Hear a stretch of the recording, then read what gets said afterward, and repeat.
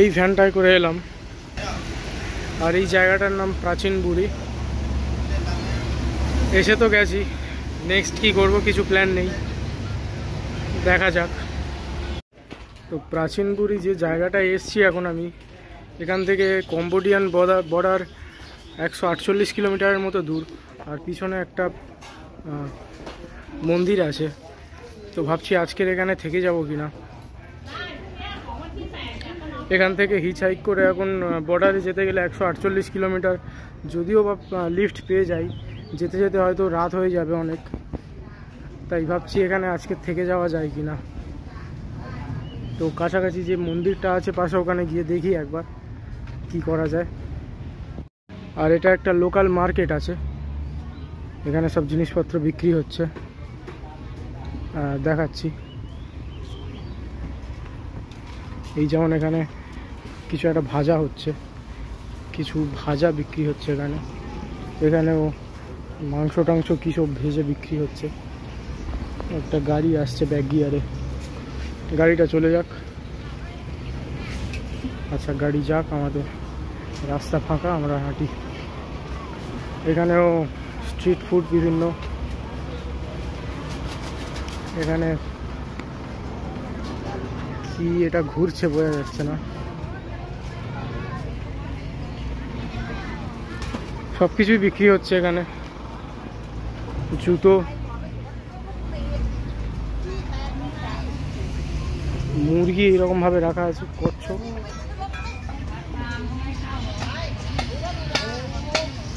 এইটা সাপ আর কচ্ছপ বিক্রি হচ্ছে।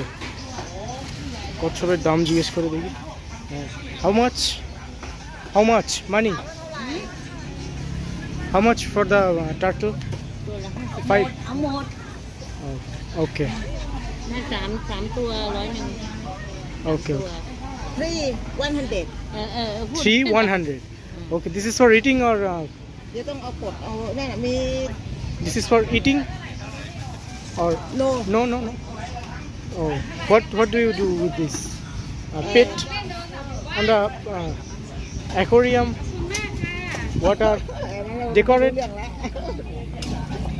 What are these for?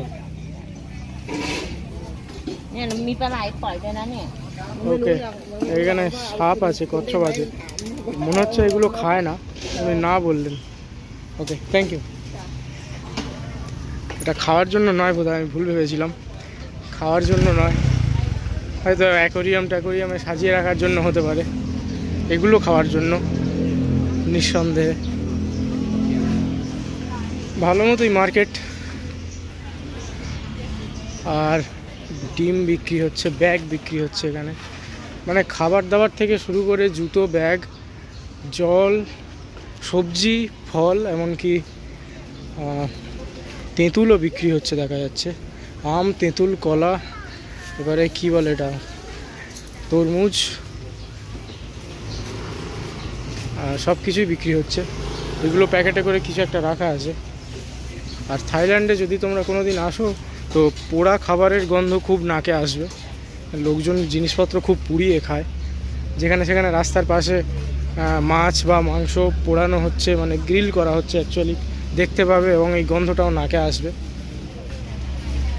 তো এই মার্কেট, আর বেশি ভিতরে যাব না, পিঠে ভারী ব্যাগ আছে। এই মার্কেট এইটা। আর ওখানে একটা মন্দির আছে, মন্দিরটাই আপাতত যাব, দেখা যাক থাকার জায়গার কোনো ব্যবস্থা হয় কিনা।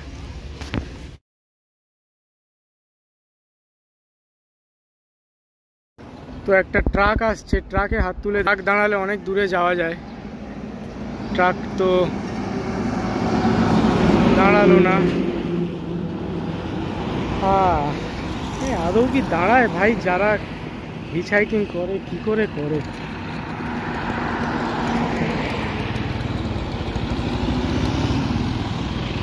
কাঁচের রং সব কালো, ভিতরে লোকজন কেমন বসে আছে কিছুই দেখা যাচ্ছে না।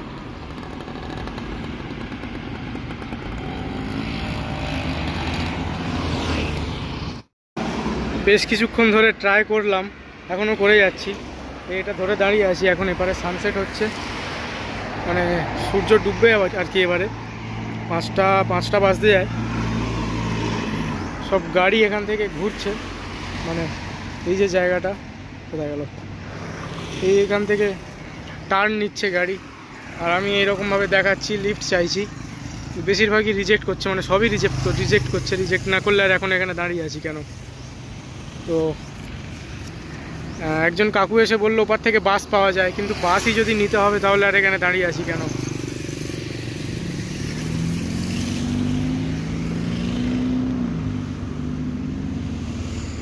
দেখাই যাক, পাই কিনা দেখাই যাক।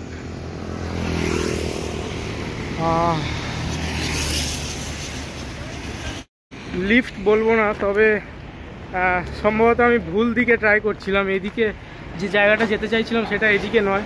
তো একজন দাঁড়িয়েছেন, উনি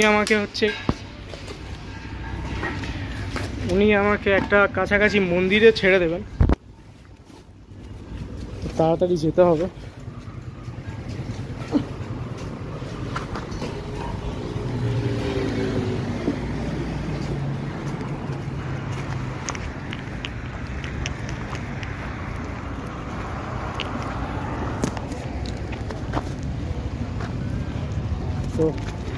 তো মহিলার বাইকে আশপাশটা দেখতে পাচ্ছ, এপারে মন্দির আর এপারটা একটু জঙ্গল টাইপের, ভিতরে আরো অনেক গাছপালা আছে, জঙ্গল মতো আছে। কোনো লোকজন দেখতে পাচ্ছি না এখানে, যে কাউকে জিজ্ঞেস করব যে এখানে থাকা যাবে কিনা।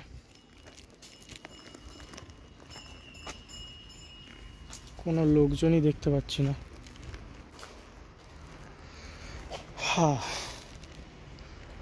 দেখি আর একটু ঘুরে। মন্দিরের ভিতরে কিছু লোকজন ছিল, লোকজনদের মন্দিরের ভিতরে এনারা ছিলেন। এখানকার যিনি প্রধান সাধু, প্রধান যে মঙ্ক, তিনি নাকি এখন ব্যাংককে গেছেন। তো আগের যে মন্দিরটা ছিলাম, ওই সাধুও বলছিলেন যে উনি খুব শীঘ্রই ব্যাংককের জন্য বেরিয়ে যাবেন। ব্যাংককে কোনো বৌদ্ধ কোনো সেরিমনি টাইপের কিছু হয়তো হচ্ছে, এটা জানা নেই। তো এখানে অন্য কোনো সাধুও নেই, যার প্রধান যে মঙ্ক তিনিও নেই। থাকলে এই পিছনে যে ঘরগুলো দেখতে পাচ্ছ, এই ঘরগুলো ওনারা খুলে দিতেন, কিন্তু এর চাবি ওনাদের কাছে নেই। তো ওনারা বললেন যে এই আশেপাশে যে এরিয়া দেখতে পাচ্ছ, এখানে আমি থাকতে পারি, মানে আমার টেন্ট পিচ করে থাকতে পারি। কিন্তু মুশকিল হচ্ছে কুকুরগুলো দেখতে পাচ্ছ,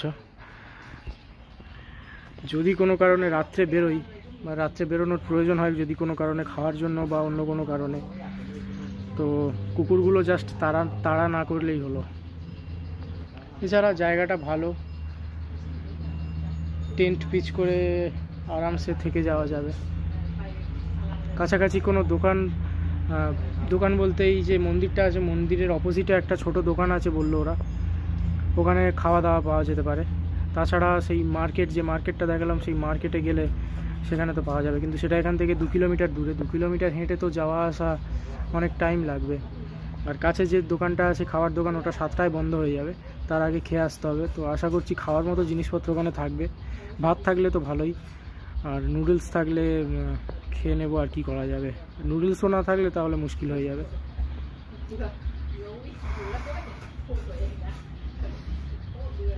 তো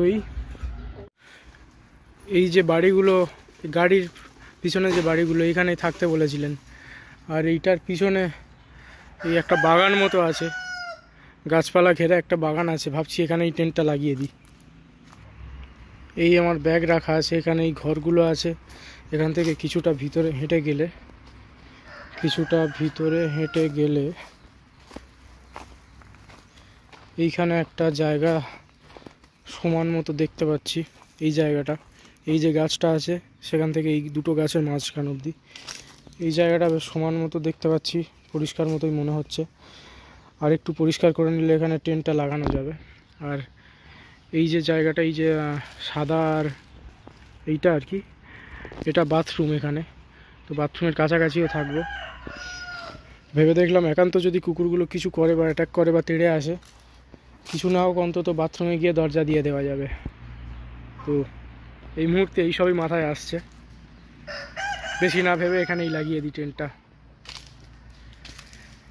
এরপর যা হবে দেখা যাবে।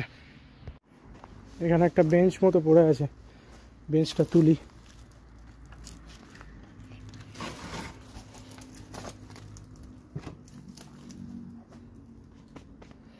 বেঞ্চের উপরে ব্যাগটা রাখবো, সাথে সাথে মোবাইলটাও রাখা যেতে পারে রেকর্ড করার জন্য।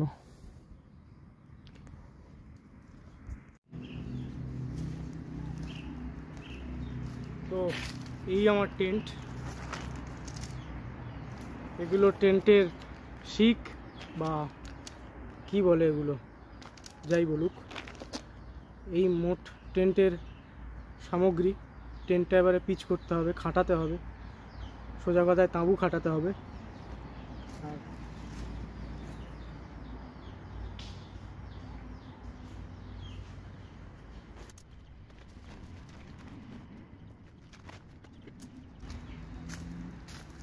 এইগুলো ফোল্ড করে রাখা থাকে, এগুলো এইরকমভাবে সোজা করতে হয়।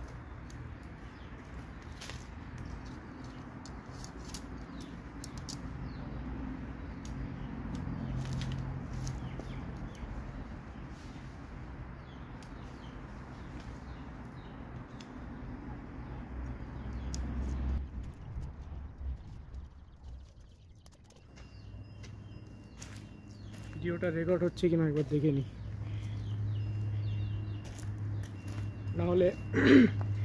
না হলে এত খেটে আর শেষে রেকর্ড না হলে মুশকিল হয়ে যাবে।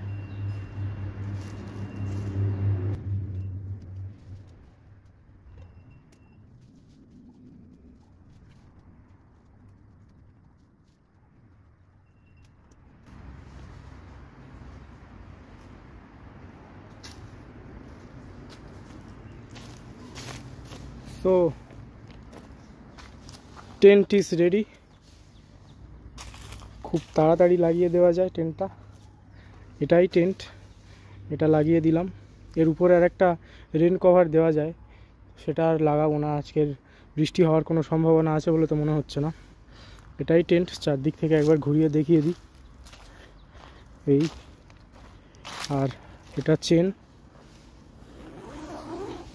এখান থেকে পুরো চেনটা খুলে যায় এই অবধি।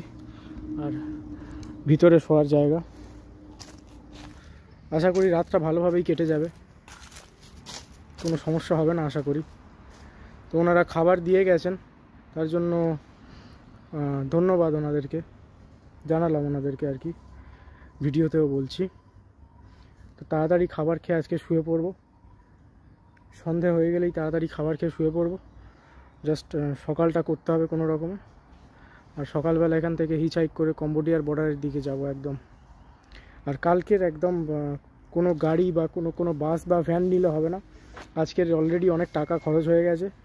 কালকের ওই জিনিসটা একদম করলে হবে না। লোকজন বাস স্ট্যান্ড বা ভ্যান দেখিয়ে দেওয়ার চেষ্টা করবে, কিন্তু প্রলোভিত হয়ে উঠে পড়লে হবে না।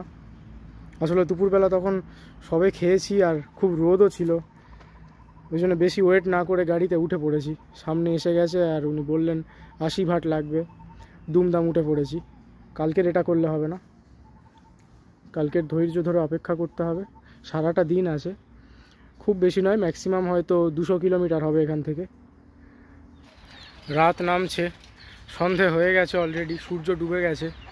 আশেপাশে জায়গাটা আরও নির্জন হয়ে যাচ্ছে, লোকজনও খুব কম। একজন সাধুকে দেখলাম এখানে ঘুরছিলেন, এই যে কোথায় গেল, এই যে ইনি এখানে ঘুরছিলেন। আশেপাশে মোরগ ডাকছে খুব। আর আজকের একটা এক্সপিরিয়েন্স হবে বটে, লাইফে ফার্স্ট টাইম টেন্ট লাগিয়ে কি বলবো, ক্যাম্পিং, অলমোস্ট ক্যাম্পিং করার অভিজ্ঞতা লাইফে ফার্স্ট টাইম। ঠিক আছে, হোক, সব কিছুই একটা অভিজ্ঞতা লাইফে।